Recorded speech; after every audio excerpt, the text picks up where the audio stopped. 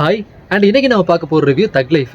யாருக்கு தக் லைஃப்னா ஆடியன்ஸுக்கு, ப்ரொடியூசரு எல்லாத்துக்குமே தக் லைஃப் தாங்க. இந்த படத்தோட ஸ்டோரி ஒன்லைனில் சொல்லணும் அப்படின்னா, பொண்ணு பொண்ணு பொண்ணு அவ்வளோதான். உனக்கு 18 எனக்கு 68 இதுதான் படத்தோட ஸ்டோரி. ஸோ ஆஸ் யூஷுவல் படத்தோட ஸ்டோரி என்ன அப்படின்னு சொல்லி பார்த்தோம்னா, எப்பயும் போல 2 கேங்ஸ்டர் வந்து இருப்பாங்க. எந்த ஊரில் இருப்பாங்கன்னு சொல்லி உங்களுக்கே தெரியும், கமல் அண்ட் நாசர். ஸோ திடீர்னு ஒரு ஷூட் அவுட்டில் வந்து ஒரு அன்எக்ஸ்பெக்டடாக ஒரு பேப்பர் போடுறவர் வந்து இறந்து போயிடுறாரு. ஸோ அவரோட பையன் யாருன்னு பார்த்தா அவங்க தான் சிம்பு. என்ன ஒரு ட்விஸ்ட் இல்லையா? ஸோ அந்த டைமில் வந்து கமலுக்கு வந்து ஒரு கில்ட் ஆயிடுச்சு. ஸோ இந்த பையன் நானே வளர்த்து நானே ஆளாக்கிறேன் அப்படின்ட்டு. சிம்பு என்ன சொல்கிறாப்புல, நான் மட்டும் ஒரு பையன் கிடையாது, எனக்கு ஒரு தங்கச்சியும் இருக்காங்க, எனக்கு என் தங்கச்சியை வந்து நீங்கள் தேடி கொடுக்கணும் அப்படின்றாப்புல. ஸோ கமலும் வந்துட்டு தேடுறாரு, கண்டுபிடிக்க முடியல. ஸோ ஒரு சிச்சுவேஷனுக்கு அப்புறம் கூடவே பையனை சேர்த்து வளர்க்குறாரு. அண்ட் ஒரு சின்ன சிச்சுவேஷனால் அவர் வந்து ஜெயிலுக்கு போகிற மாதிரி ஆயிடுது. அண்ட் ஜெயிலுக்கு போனதுக்கப்புறம் அந்த தாயத்தொல்லை யார் பார்த்துக்கிறது? இந்த தேல்பத்திரி சிங் நம்ம சிம்பு இருக்காரு, அவர்கிட்ட கொடுத்துட்டு போகலான்னு சொல்லிட்டு கொடுத்துட்டு போகிறாப்புல. இது வந்து நாசருக்கு பிடிக்கல. ஸோ எல்லாம் சேர்ந்து என்ன பிளான் பண்ணுறாங்கன்னா, மொத்தத்தில் கமலை போட்டு தள்ளிடலாம், அப்போ நம்ம இந்த பிளேஸ்க்கு வந்துடலாம் அப்படின்னு சொல்லி ஊரில் இடமே இல்லாத மாதிரி இமயமலை கூட்டு போய் போட்டு தள்ளிடுறாங்க.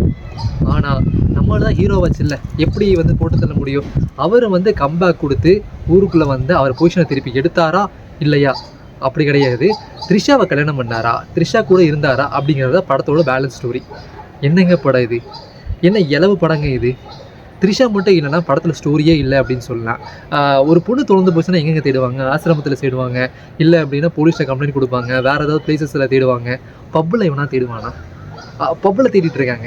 என்ன ஸ்டோரி எனக்கு ஒன்றும் புரிய மாட்டேங்குது. ஸோ கடைசியாக அந்த பொண்ணை கண்டுபிடிச்சி பார்க்குறாங்க. ஆமாம், உன் பேர் என்னம்மா அப்படின்னு கேட்கும்போது, நான் சங்கி மங்கி இல்லைங்க, எங்கள் அண்ணன் தான் சங்கி மங்கி, நான் மங்கி சங்கி அப்படின்னு சொல்லி பேரை மாற்றி சொல்லுது.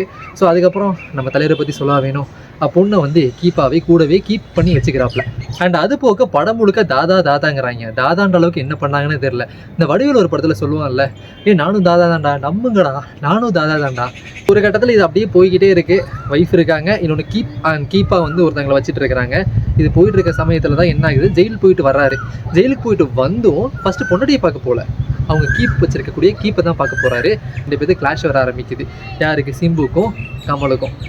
தாதா யாருன்னெலாம் பிரச்சனை கிடையாது, அந்த பொண்ணு யாருக்குன்றது தான் பிரச்சனை. அந்த சின்ன குழந்தைங்கள ஒரு பொம்மையை கொடுத்தோம்னா 2 குழந்தைங்களும் 2 பக்கம் பிடிச்சி இழுத்துக்கிட்டு இருக்கும். அந்த பொம்மை கடைசி வரைக்கும் யாருக்கிட்டையும் கிடைக்காது. அந்த மாதிரி இந்த படத்தோட ஸ்டோரியும் போயிட்டுருக்கு. யாருக்கு எதுவும் புரியல, எங்கே போகுதுன்னு தெரில. அடுத்தது வர சீனை நீங்களே கணிச்சிருவீங்க. இதானேப்பா, இதானே, முடிஞ்சு போச்சு, அவ்வளோதான் படமே. இந்த மாதிரி தான் எடுத்து வச்சுருந்தாங்க.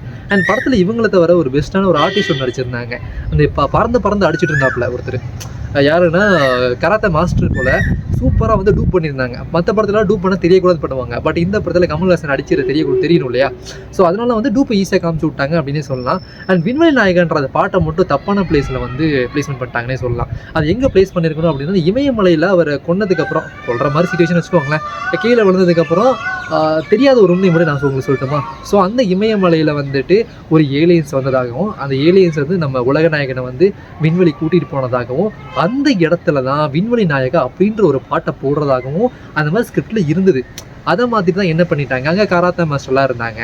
ஆனால் இன்னியன் 2ல் அவர் நிறைய வர்மம் வச்சுருப்பார் இல்லையா? ஸோ அந்த வர்மத்தெல்லாம் வச்சு அவர் காயத்தெல்லாம் குணப்படுத்திட்டு இங்கே வந்து இந்த பேட்டிலில் வின் பண்ணிட்டாரு, த்ரிஷாவை கைப்பற்றிட்டாரு அப்படின்ற மாதிரி தான் ஸ்டோரி எழுதியிருக்காங்க. சுத்தமாக முடியலைங்க. கதை சொல்கிறதுக்கு இவ்வளோ கேவலமாக இருக்குது. படம் வந்து அதோட ரொம்ப மோசமாக இருக்குது. உங்களை பார்க்கணும்னு தோணுச்சு அப்படின்னா, வீட்டில் ரொம்ப போர் அடிக்குது, மைண்டு வந்து ரொம்பவே ஃப்ரீயாக இருக்குது, டென்ஷன் ஆகணும், டிப்ரெஷன் ஆகணும் அப்படின்னு நினச்சிங்கன்னா தாராளமாக நீங்கள் போய் பார்க்கலாம். இந்தியன் 2 ரெட்ரோ இந்த வரிசையில் இந்த படம் வந்து டிசாஸ்டர் தான். யாருக்கு அப்படின்னா ஆடியன்ஸுக்கும் ப்ரொடியூசருக்கும். தாராளமாக நீங்கள் போய் பார்க்குறதுனா பார்க்கலாம், உங்கள் விருப்பம் தான். அண்ட் அடுத்த ரிவ்யூவில் பார்க்கலாம். And bye bye.